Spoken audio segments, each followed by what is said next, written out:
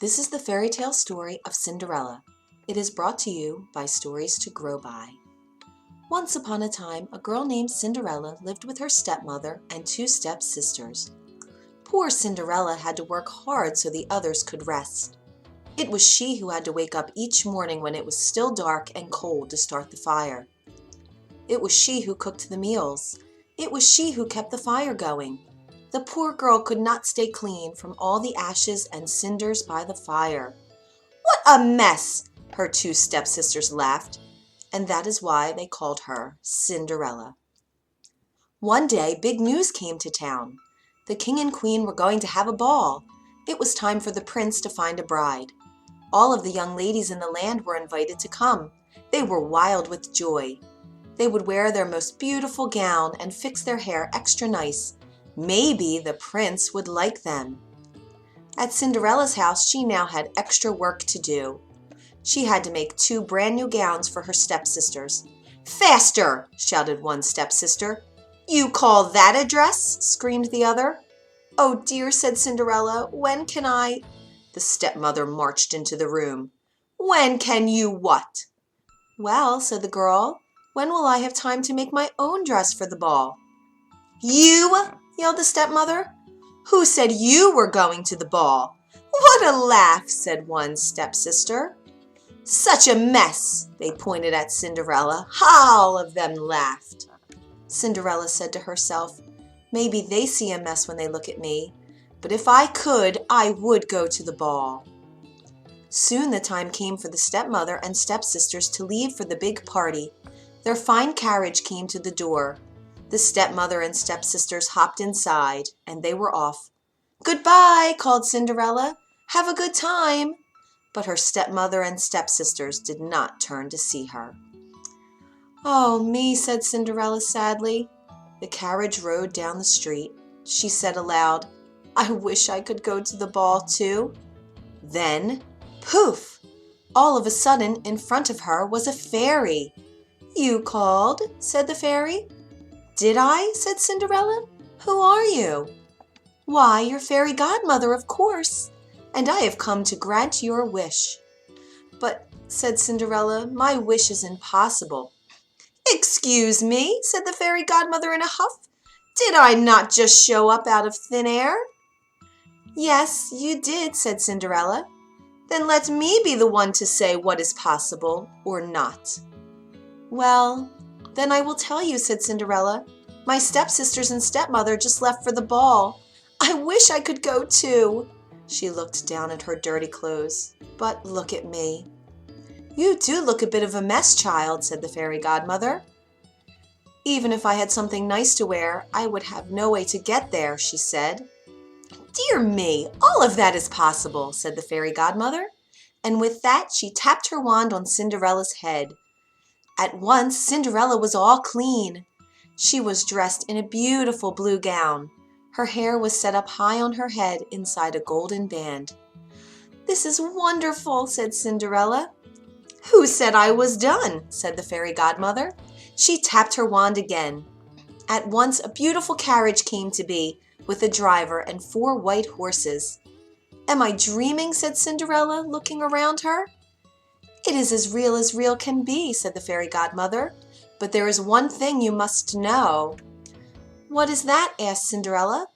"All of this will last only to midnight. At the stroke of midnight tonight, it will all be over. Everything will back to how it was before." "Then I must be sure to leave the ball before midnight," said Cinderella. "Good idea," said the fairy godmother. She stepped back. "My work is done." And with that, the fairy godmother was gone. The driver called out to Cinderella, "Are you coming?" She stepped into the carriage, and they were off. Over at the ball, the prince did not know what to think.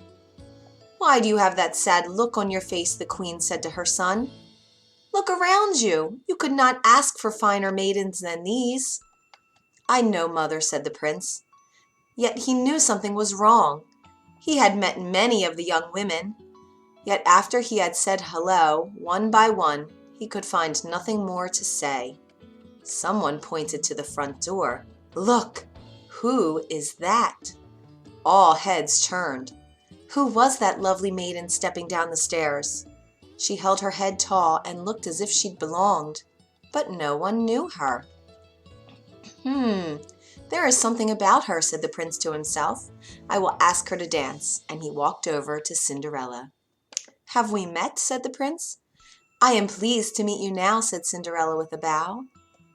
I feel as if I know you, said the prince, but of course that is impossible. Many things are possible, said Cinderella, if you wish it to be true. The prince felt a leap in his heart. He and Cinderella danced. When the song was over, they danced again, and then they danced again and yet again. Soon the other maidens at the ball grew jealous. Why is he dancing all the time with her? They said. How rude! But all the prince could see was Cinderella. They laughed and talked and danced some more. In fact, they danced for so long that Cinderella did not see the clock. Dong, said the clock. Cinderella looked up. Dong went the clock again. She looked up. Oh my, she cried out. It's almost midnight. Dong, rung the clock. Why does that matter? Said the prince. Dong, called the clock. I must go, said Cinderella. Dong went the clock again. But we just met, said the prince. Why leave so soon? Dong, rung the clock. I must go now, said Cinderella, and she ran to the steps. Dong, said the clock again. I cannot hear you, said the prince. The clock is too loud. Dong, rung the clock. Goodbye, said Cinderella. Up the stairs she ran. Dong, went the clock. Please, stop for a moment, said the prince. Oh dear, she said as one glass slipper fell off her foot on the stair. But Cinderella kept running. Dong, said the clock. Please, wait a moment, said the prince.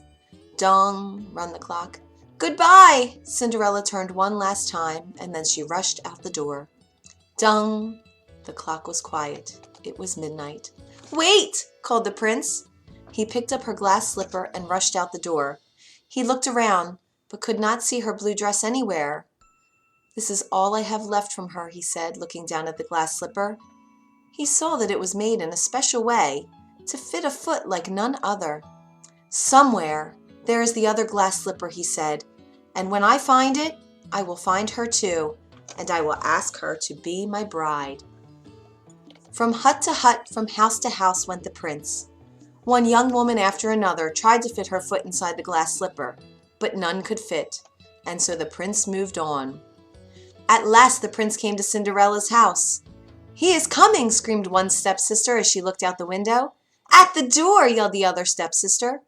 Quick, said the stepmother, get ready. One of you must be the one to fit your foot in that slipper, no matter what. The prince knocked. The stepmother flew open the door. Come in, she said. I have two lovely daughters for you to see. The first stepsister tried to place her foot in the glass slipper. She tried hard, but it just would not fit. Then the second stepsister tried to fit her foot inside. She tried and tried with all her might too, but no dice. Are there no other young women in this house? Said the prince. None, said the stepmother. Then I must go, said the prince. Maybe there is one more, said Cinderella, stepping into the room. I thought you said there were no other young women here, said the prince. None who matter, said the stepmother in a hiss. Come forward, said the prince. Cinderella stepped forward and sat before him. The prince got down on one knee and tried the glass slipper on her foot. It fit perfectly. Then, from her pocket, Cinderella took out something. It was the other glass slipper. I knew it, he cried. You are the one. What? Shouted one stepsister. Not her, yelled the other stepsister. This cannot be, screamed the stepmother. But it was too late. The prince knew that Cinderella was the one. He looked into her eyes. He did not see the cinders in her hair or the ashes on her face. I have found you, he said. And I have found you, said Cinderella. And so Cinderella and the prince were married, and they lived happily ever after. The end. If you enjoyed this story, you can find more at storiestogrowby.org.